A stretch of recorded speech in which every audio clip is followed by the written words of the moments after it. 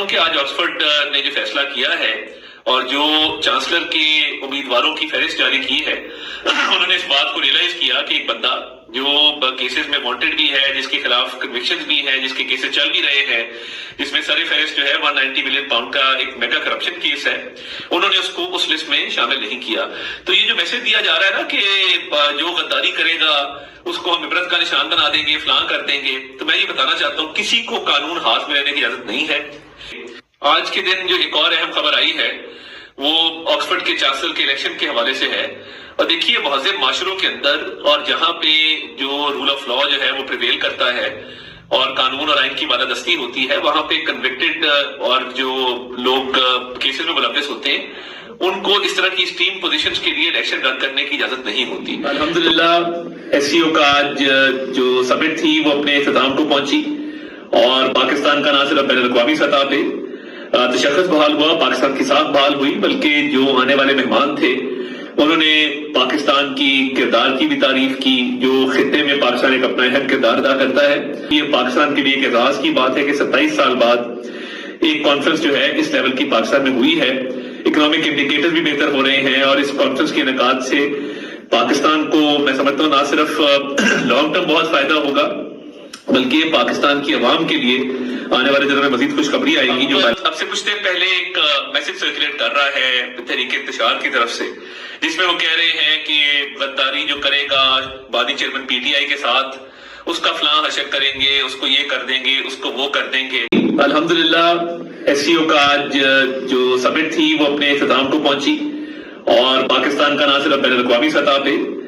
تشخص بحال ہوا، پاکستان کی ساکھ بحال ہوئی، بلکہ جو آنے والے مہمان تھے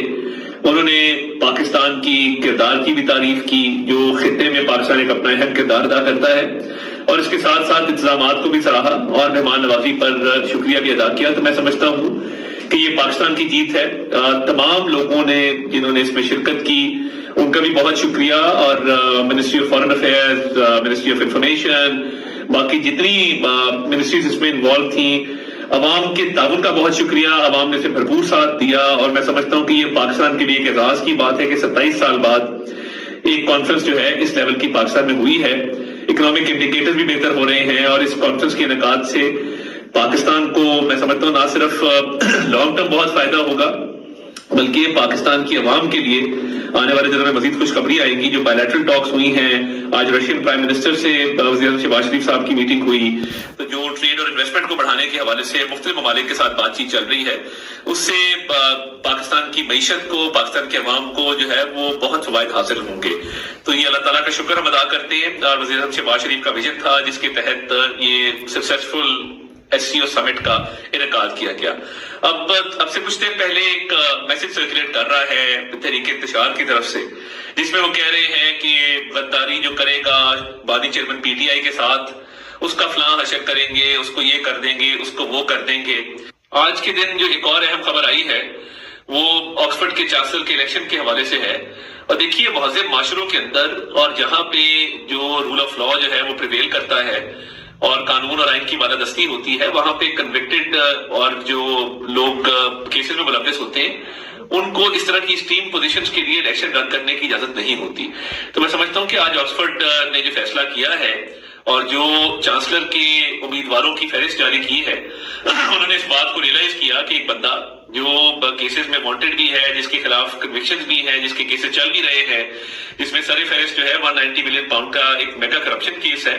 انہوں نے اس کو اس لسٹ میں شامل نہیں کیا۔ تو یہ جو میسج دیا جا رہا ہے نا کہ جو غداری کرے گا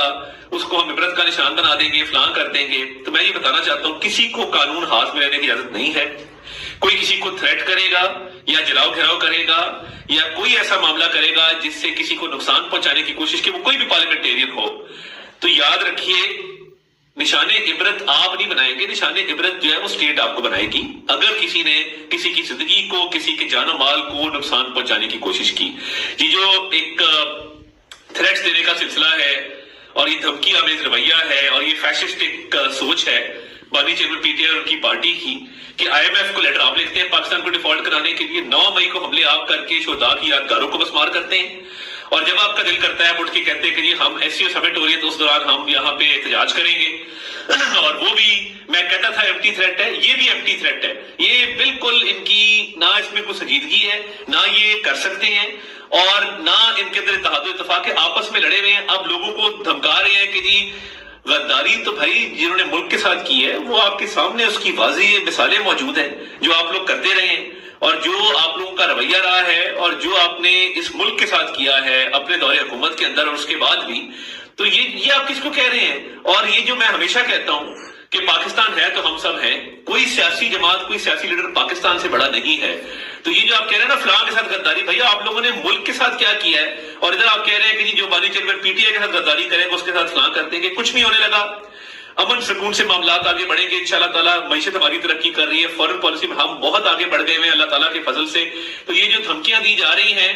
اول تو اس میں سنجیدگی نہیں ہے، اگر انہوں نے اتنی سی بھی کوشش کی تو قانون پوری طرح حرکت میں آئے گا، اور نہ صرف ان کو روکیں گے بلکہ جیسے میں نے کہا کہ اس طرح کا جلاؤ گھراؤ کرنے والے، اس طرح کا لوگوں کو دھمکانے والے جو عناصر ہیں ان کے خلاف پوری ریٹ آف دا اسٹیٹ جو ہے اس کو نہ صرف اسٹیبلش کیا جائے گا بلکہ آنی ہاتھوں سے ان سے نمٹا جائے گا۔ سیاسی پوائنٹ کو سبسکرائب کیجئے اور لائک کیجئے اور گھنٹی بجانا نہ بھولیے تاکہ آپ کو ہماری نئی ویڈیوز کا نوٹیفیکیشن ملتا رہے۔